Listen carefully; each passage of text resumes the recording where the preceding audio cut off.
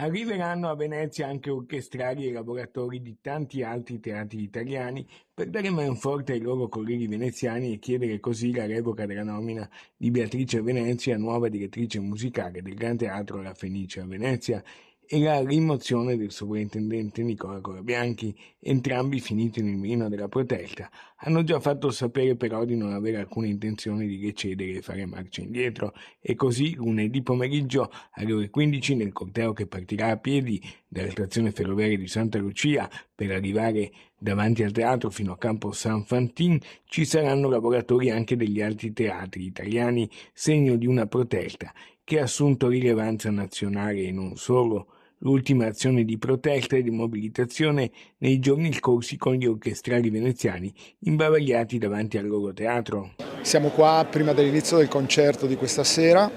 e purtroppo il sovrintendente ci ha negato qualche ora fa la possibilità di leggere il comunicato che abbiamo letto nel corso dei precedenti spettacoli, e per denuncia nei confronti di questo, secondo noi, atto di,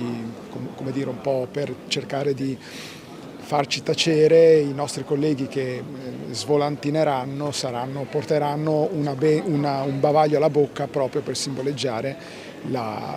l'impossibilità di parlare al pubblico come ogni sera. Lunedì un nuovo capitolo di una lotta che al momento pare senza via d'uscita. Qui i professori d'orchestra della Fenice rivendicano la loro posizione. È un gesto che crediamo forte e in cui crediamo molto tutti,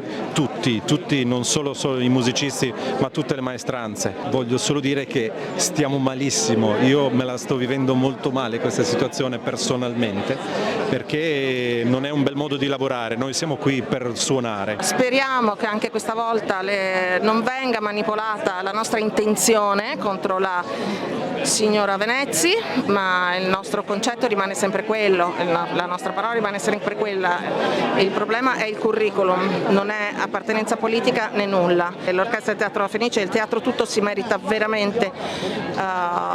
qualcosa di qualità, anche per tutto il lavoro che abbiamo fatto, per il mondo che ci vede, che ci sente, ci ascolta sempre tutti i giorni e che in questo momento ci sta anche sostenendo